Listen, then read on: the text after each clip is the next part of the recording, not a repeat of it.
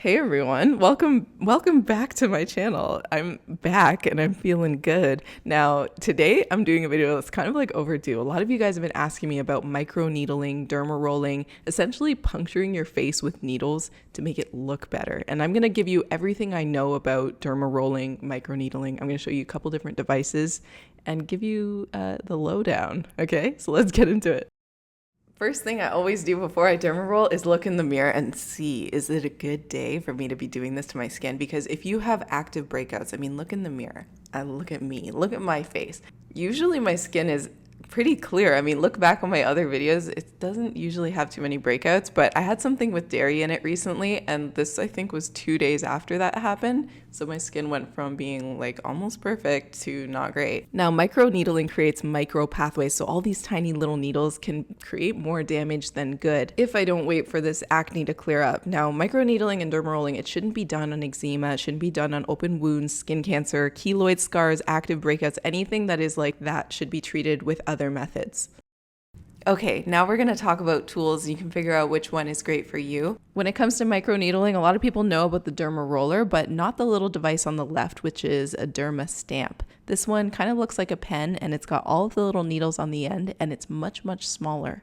But what's difficult about this is that you have to be the one to stick this into your skin. So if you have a really low pain tolerance, you might find it hard to physically have to press the needles into your skin. The phrase pain is beauty totally comes to mind. You're gonna need to really get in touch with your level of commitment to improving your skin and beauty overall, because this is very painful as you move up in needle size. Essentially, this is a derma roller, and what a derma roller is a small little wheel with hundreds of tiny needles, and all of these needles are going to take care of different skincare concerns. So you can see as the needle size moves up, so does the value of what you can achieve skincare wise. You can get rid of really intense stretch marks and acne scarring, but there's pain involved. The concept of the microneedling itself is to damage the skin enough to create a signal to the brain that tells your skin to regenerate and essentially make it look better than when it started. As the needles get bigger, it goes from 0 to 100 real quick, and you'll actually have to have it done in a laser clinic. It'll cost you like $300 to $600 to have one session done.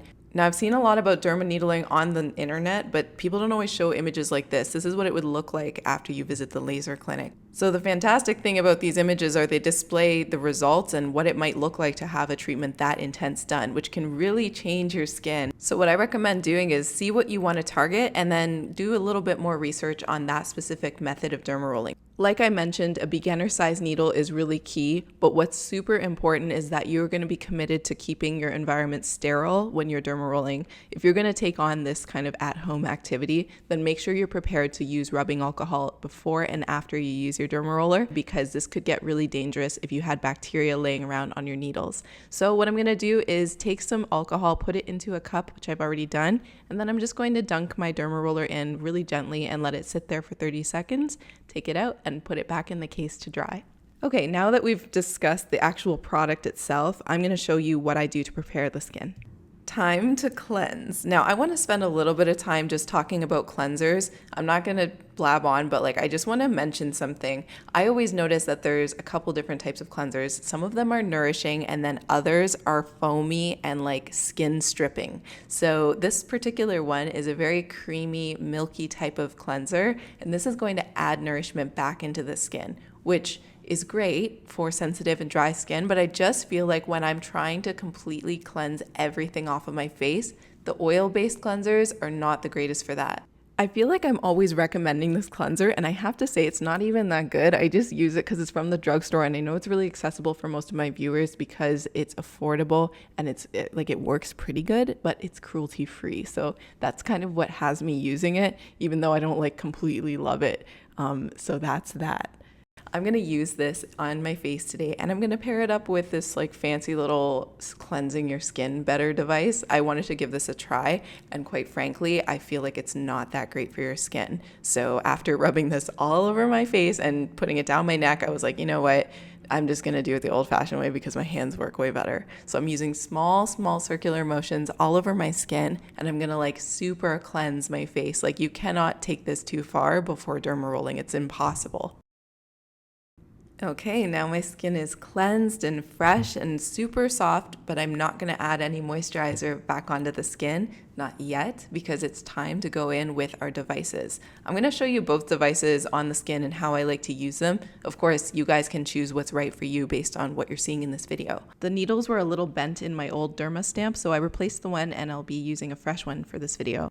The great thing about this is all you have to do is press it into the skin, and since you're using a straight in and out motion, there's no chance of tearing the skin, which makes this one have a slight advantage over the Derma Roller, which can kind of tug at the skin and create micro abrasions. So this is going to take way longer if you want to do your entire face, but with this little pen, it's great for somebody who has a couple of acne marks or some dark pigmentation in a specific area that they want to take care of.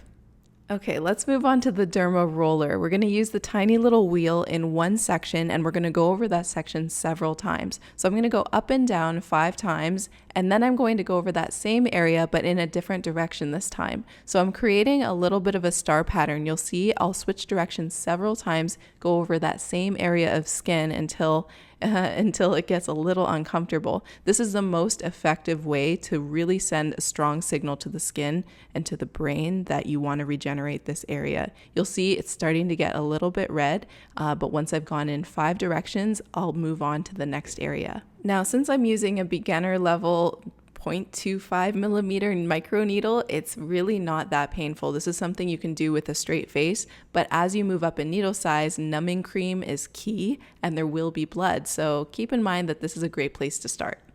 Remember to really stay in touch with your skin and how it's feeling. This is going to burn and it's going to feel as though you have a sunburn once you're done. Your face will become red, but stop if you become extremely uncomfortable and you don't like the way that it feels. Of course, you don't have to do your entire face.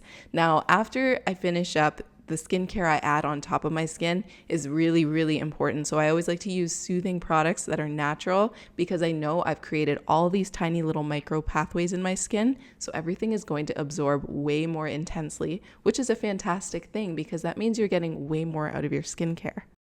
Now we can add the moisture back into the skin. I've added some eye cream and a light layer of face moisturizer. I like to wipe off the excess. I saw it in a Korean skincare video and I've been doing it ever since, just to have a little bit less product on the skin. Now, my face feels like it's on fire. That is normal and it will subside within a couple of hours. Besides basic skincare, aftercare includes no makeup for 24 hours and sunscreen immediately after, always, all the time, every day. I love you guys so much. I hope that you enjoyed watching this video. Please give it a thumbs up if you want to see the more intense version where I take care of my stretch marks. That would be a body care video using derma rollers, numbing cream, there'd be blood, it'd be getting intense, but it'll be a fun time. If you guys want to see that, give it a thumbs up. I love you. Thanks for watching to the end, and I'll see you in my next video. Bye-bye.